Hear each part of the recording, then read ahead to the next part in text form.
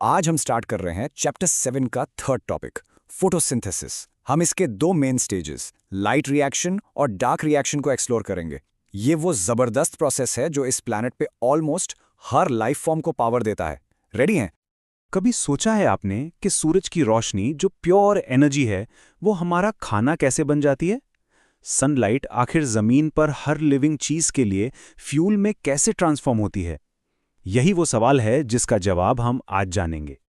इसको समझने के लिए आइए इमेजिन करते हैं कि हर प्लांट सेल के अंदर एक हाईटेक फैक्ट्री चल रही है।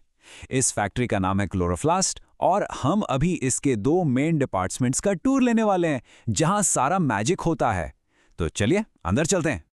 हमारा पहला स्टॉप है फैक्ट्री का सोलर पावर प्लांट। इस स्टेज को कहते हैं लाइट रिएक्शन और जैसा कि नाम से ही क्लियर है, ये कंप्लीटली लाइट पर डिपेंडेंट है। सूरज की रोशनी के बिना ये पूरा ऑपरेशन रुक जाता है। यहीं पर सोलर एनर्जी को कैप्चर करके केमिकल एनर्जी में कन्वर्ट किया जाता है। अब इस पावर प्लांट के सोलर पैनल्स क्या हैं? वो हैं क्लोरोफिल पिगमेंट्स। ये आपको क्लोरोप्लास्ट के थाइलेकॉइड मेम्ब्रेन्स में मिलेंगे। ये मॉलिक्यूल्स, खास करके क्लोरोफिल ए और बी, वायलेट ब्लू और रेड लाइट को एब्जॉर्ब करने में एक्सपर्ट हैं, लेकिन ग्रीन लाइट को रिफ्लेक्ट कर देते हैं। और बिल्कुल इसी वजह से हमें प्लांट्स ग्रीन नजर आते हैं। लाइट एनर्जी यहाँ एक और ज़रूरी काम करती है, फोटोलाइसिस। देखिए, फोटो का मतलब है लाइट और लाइसिस का मतलब है तोड़ना। तो कैप्चर की हुई लाइट एनर्जी इतनी पावरफुल होती है कि वो पानी के मॉलिक्यूल्स को हाइड्रोजन और ऑक्सीजन में तोड़ देती है। और ये बहुत ज़रूरी बात है, जो ऑक्सीजन हम सांस लेते वक्त यूज़ करते हैं ना, वो इसी प्रोसेस से रिलीज होती हैं। ये एनर्जी कन्वर्जन एक बहुत ही कॉम्प्लेक्स मशीनरी के जरिए होता है, जिसे फोटो सिस्टम्स कहते हैं।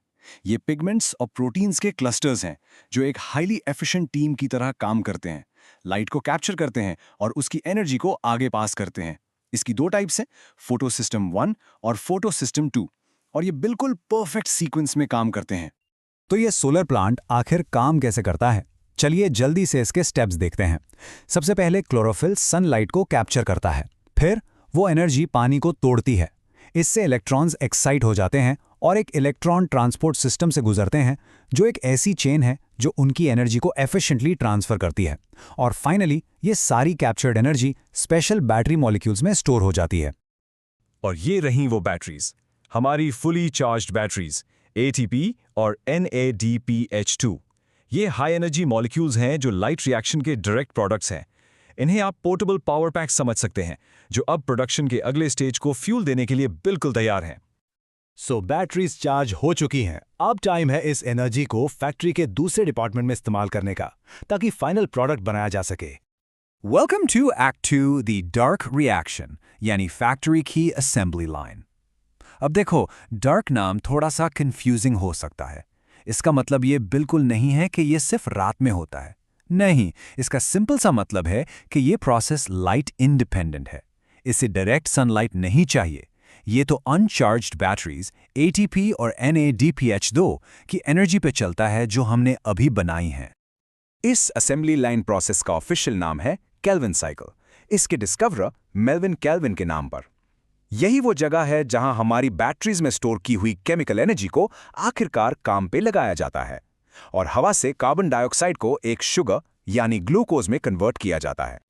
जैसा कि किसी भी असेंबली लाइन को जरूरत होती है, इसे भी कुछ खास रॉ मटेरियल्स चाहिए। केल्विन साइकिल को चलाने के लिए फैक्ट्री को हवा से कार्बन डाइऑक्साइड की कांस्टेंट सप्लाई, हमारी चार्ज्ड बैटरीज, एक पहले से मौजूद 5 कार्बन शुगर जो साइकिल को स्टार्ट करता है, और हाँ, एंजाइम्स जो इस पूरे काम को एफिशिएंटली करवाते हैं। इन सारे इंग्रेडिएंट्स को मिलाकर असेंबली लाइन अपना फाइनल और बहुत ही ज़रूरी प्रोडक्ट बनाती है, ग्लूकोज। ये सिंपल शुगर प्लांट का खाना है, उसकी फौरी एनर्जी का सोर्स है और अर्थ पर करीबन हर फूड चेन का बुनियादी बिल्डिंग ब्लॉक है। लेकिन किसी भी रियल वर्ल्ड फैक्ट्री की तरह इस ग्रीन फैक्ट्री की भी प्रोडक्शन लिमिट्स होती हैं। इसका आउटपुट हमेशा कांस्टेंट नहीं रहता। कुछ एक्सटर्नल फैक्टर्स इसकी एफिशिएंसी को या तो बढ़ा सकते हैं या फिर बिल्कुल स्लो कर सकते हैं। चलिए देखते हैं वो क्या है। तो लिमिटिंग फैक्टर क्या है? सिंपल लफ्जों में, ये वो रिसोर्स है जो सबसे कम मिकदार में मौजूद है। भले ही बाकी सारे इंग्रेडिएंट्स बहुत सारे हों, अगर एक चीज की कमी हो जाए तो पूरा प्रोसेस स्लो हो जाता है। ये प्रोडक्शन के लिए एक बॉटलनेक बन जाता है। फोटोसिंथेसिस के लिए 3 मेन लिमिटिंग फैक्टर्स हैं। पहला, लाइट इंटेंसिटी। कम रोशनी का मतलब है स्लो लाइट रिएक्शन। दूसरा, कार्बन डाइऑक्साइड कॉन्सेंट्रेशन। अगर CO2 काफ़ी ना हो तो असेंबली लाइन शुगर नहीं बना सकती। और तीसरा है टेम्परेचर। एक प्लांट को ठीक से काम करने के लिए एक ऑप्टिमल टेम्परेचर चाहिए, क्योंकि बहुत ज़्यादा गर्मी उसके एंजाइम्स को डीनेचर कर सकती है, यानी उनका स्ट्रक्चर खराब करके फैक्ट्री को पूरी तरह बंद कर सकती है। हमने फैक्ट्री का टूर कर लिया और देखा कि ये कैसे काम करती है, लेकिन इसकी इंपॉर्टेंस को बयान करना नामुमकिन है। ये छोटा सा प्रोसेस जो हर पत्ते के अंदर हर सेकंड चुपचाप हो रहा है, सच में इस प्लैनेट का इंजन ऑफ लाइफ है। और इंजन के सबसे ज़रूरी बाय प्रोडक्ट्स में से एक वो हवा है जिसे हम सांस लेते हैं। याद है ना, जो ऑक्सीजन हमारे एटमॉस्फेयर में रिलीज होती है वो डायरेक्ट लाइट रिएक्शन के दौरान पानी के टूटने से आती है। आप जो हर एक सांस लेते हैं वो इसी प्रोसेस का डायरेक्ट तोहफा है। तो मैं आपको एक आखिरी सवाल के साथ छोड़ जाता हूं।